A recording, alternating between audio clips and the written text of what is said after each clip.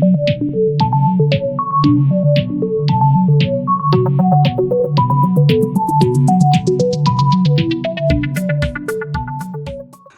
वालेकुम फ्रेंड्स, मेरा नाम है मोहम्मद आसिफ और आप देख रहे हो आसिफ टेक यूट्यूब चैनल। तो फ्रेंड्स, इस वीडियो में आपको बताने वाला हूँ कि जब हम कलर प्रिंटर को यूज़ करते हैं तो हमारे प्रिंट में लाइंस आती हैं, तो ये इशू आता है प्रिंटर का, कलर प्रिंटर का अक्सर ही। तो इस इशू को हम कैसे सोल्व कर सकते हैं? जी हाँ, बिल्कुल। तो यहाँ पे आप देख सकते हैं कि मेरे पास एचपी का लेज़र प्रिंटर है, कलर प्रिंटर, जिसको मैं आपको बताऊंगा कि अगर आपके प्रिंट्स में लाइंस आ रही हैं तो आप उसको कैसे ठीक कर सकते हो। ठीक है, तो चलिए अभी स्टार्ट करते हैं। मेरा प्रिंटर भी उतनी देर में स्टार्ट हो जाता है और मैं आपको बताता हूँ।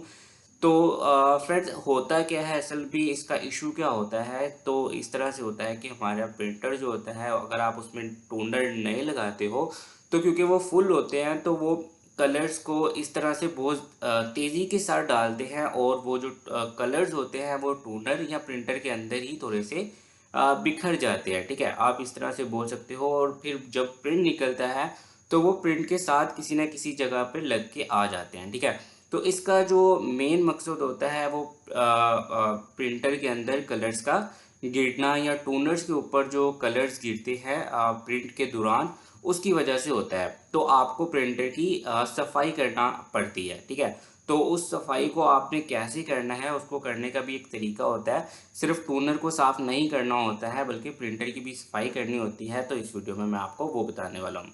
तो चलिए, यहाँ पे आप मेरे कलर्स देख सकते हैं। कलर्स मेरे ऑलमोस्ट जो हैं वो फुल हैं। ठीक है, और प्रिंटर भी मेरा जो है वो चालू हो चुका है। ठीक है, तो अभी जो है मैं आपको ये सिखाता हूँ कि आपको प्रिंटर की सफाई कैसे करनी होती है। ठीक है, तो यहाँ पे आप देख सकते हैं, यहाँ पे आपको सारे के सारे कलर्स जो आपके प्रिंटर में लगते हैं वो मिल जाते हैं। नॉर्मली 4 कलर्स होते हैं।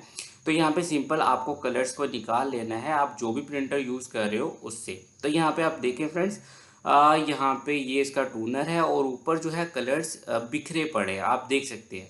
ठीक है, तो इस तरह से जो कलर्स हैं वो गिर जाते हैं और वो प्रिंट के साथ जो है अलग कर आना स्टार्ट हो जाते हैं, या कि कहीं ना कहीं से उसको प्रिंटर उठा लेता है।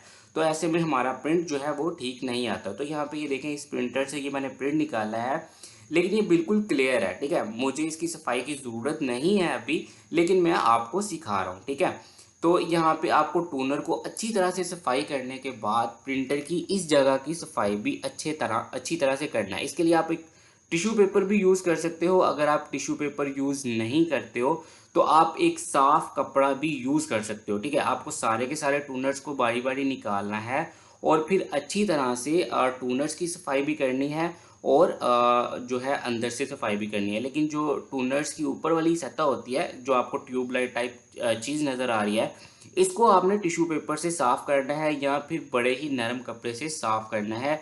याद रहे, इस पे लाइंस जो हैं वो नहीं पड़नी चाहिए। तो जैसे ही फ्रेंड्स आप टूनर्स की सफाई को कर लेते हो, आपको अपने प्रिंटर को, ठीक है, बंद कर देना है। ठीक है, और उसके बाद आपको प्रिंट लेना है। 1 या 2 प्रिंट्स हो सकते हैं कि ख़राब आएँ, उसके बाद जो आपका प्रिंटर्स में लाइन का इशू है वो सॉल्व हो जाएगा। तो चलिए फ्रेंड्स, अगर वीडियो आपके लिए हेल्पफुल साबित हो तो चैनल को सब्सक्राइब कर दीजिएगा, वीडियो को लाइक और शेयर करना बिल्कुल मत भूलिएगा फ्रेंड्स। नेक्स्ट वीडियो में मिलेंगे, तब तक के लिए अपना ख्याल रखिएगा। अल्लाह हाफिज़ फ्रेंड्स।